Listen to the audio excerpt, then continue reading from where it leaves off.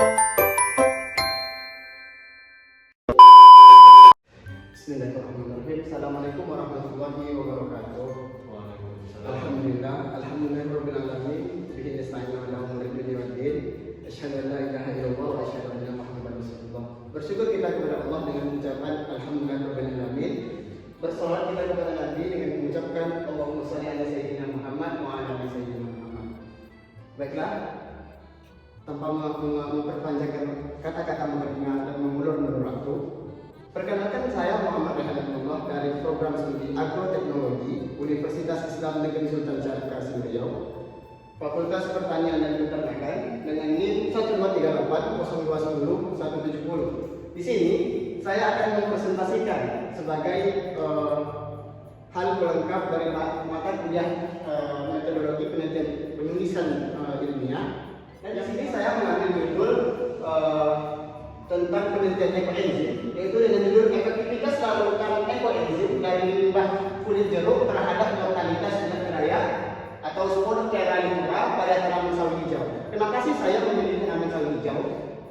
Tanaman sawi hijau merupakan tanaman yang paling sering dijumpai, yang paling sering diminati oleh masyarakat sekitar. Nah, kendalanya yang sering dihadapi dalam budidaya tanaman sawi hijau adalah serangan penyakit raya yang menyebabkan kerusakan berat dan penurunan hasil panen. Hal inilah yang menyebabkan para petani dari sawi hijau ini mengalami kerugian yang sangat signifikan dan seringkali penggunaan pestisida yang berlebihan meninggalkan dampak negatif dan residu pada tanaman sawi hijau. Nah, dengan kondisi yang seperti itu, solusi ekoenzim dari kulit jeruk mengandung senyawa aktif merupakan solusi yang efisien dan yang sangat ramah lingkungan bagi tanaman sawi hijau.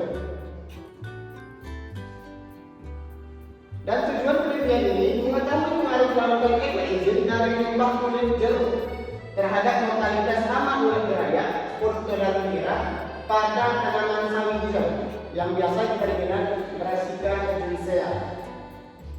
Dan manfaat dari penelitian ini, yang pertama, ini memberikan informasi ilmiah tentang efektivitas ekoenzim. Nah, jadi penelitian ini bermanfaat memberi gambaran untuk teman-teman ataupun untuk bagi para petani terhadap efektivitas dari ekoenzim tersebut. Yang kedua, ini menjadi alternatif pestisida yang ramah lingkungan. Seringkali kita jumpai para petani ini seringkali menggunakan pestisida yang selektif ataupun yang menggunakan pestisida yang merupakan bahan dasarnya dari bahan-bahan kimia yang sangat berbahaya bagi lingkungan sekitar. Yang dimana penggunaan pestisida kimia ini tidak bagus untuk lingkungan dan meninggalkan residu yang mencemari lingkungan. Dan yang ketiga, memanfaatkan kulit jeruk, yang dimana limbah kulit jeruk ini sering kita jumpai di perkotaan, terutama pada pedagang buah ataupun pada pedagang buah, yang dimana ini merupakan limbah yang disia-siakan oleh para pedagang. Nah, dengan pembuatan ekoenzim dari kulit jeruk ini diharapkan limbah-limbah dari para pedagang ataupun para penjual jus ini dialokasikan menjadi bahan-bahan yang berguna seperti pembuatan ekoenzim. Dan hipotesisnya yaitu semakin tinggi konsentrasi ekoenzim, maka semakin tinggi mortalitas terhadap ulat beraya tersebut. Baik, kita masuk ke pembuatan ekoenzim. Yang pertama, ini adalah pengumpulan kulit jeruk yang kita dapatkan dari para pedagang. Yang dimana kulit jeruk ini sering menjadi limbah yang tidak berguna. Nah, oleh sebab itu, dengan pemanfaatan atau pembuatan ekoenzim ini, kita alokasikan kulit jeruk ini menjadi hal yang berguna bagi lingkungan. Nah, setelah dikumpulkan kulit jeruk ini dicuci sebelum dimasukkan ataupun difermentasi dan dimasukkan ke dalam toples ini. Biasanya toples ini dilarutkan, biasanya kulit jeruk ini dilarutkan dengan gula air dan juga gula merah. Nah, setelah itu disimpan di tempat-tempat yang tertutup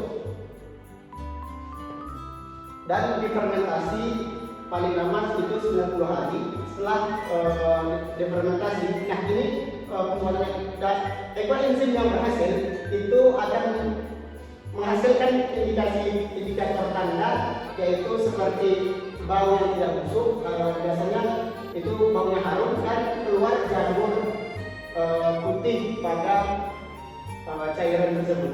Nah, jika sudah terdapat seperti itu, maka proses pembuatan ekoenzim itu sudah bisa dikatakan berhasil. Nah, setelah itu jika sudah berhasil, barulah bisa disemprotkan di tanaman sebagai pengganti dari pestisida yang dimana para petani itu sering menggunakan pestisida kimia. Nah, jadi untuk para teman-teman bisa dialokasikan dari penggunaan pestisida. Biasanya teman-teman menggunakan pestisida kimia sebagai pelindung dari tanaman teman-teman, bisa dicoba dengan menggunakan ekoenzim.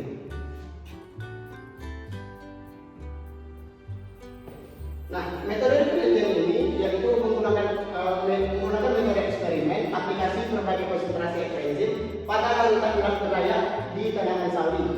Data setelah itu data diambil secara terkontrol sesuai rencana percobaan. Nah, rancangan yang dilakukan ialah rancangan acak lengkap dengan 5 perlakuan dengan 3 kali ulangan, yang dimana itu 15 satuan percobaan yang konsentrasi P0 kontrol dengan konsentrasi 0%, P1 10%, P2 20%, P3 30%, dan terakhir P4 itu 40%. Nah, data analisis menggunakan rumus jumlah larva mati ataupun jumlah mortalitas larva urat beraya dibagi dengan total larva dikali 100%. Setelah itu dilanjutkan dengan uji ANOVA dengan taraf 5%, dan setelah itu dilanjut dengan uji cukai ataupun Duncan bila berbeda data. Baiklah, ini dapat saya sampaikan pada video kali ini. Semoga dengan video ini teman-teman bisa mendapatkan pelajaran yang dimana teman-teman semula yang tidak tahu menjadi tahu, dan teman-teman bisa mengimplementasikannya di kehidupan teman-teman sehari-hari. Baiklah, ini yang dapat saya sampaikan. Lebih dan kurangnya saya mohon maaf. Wabillahi taufiq wal hidayah. Assalamualaikum warahmatullahi wabarakatuh.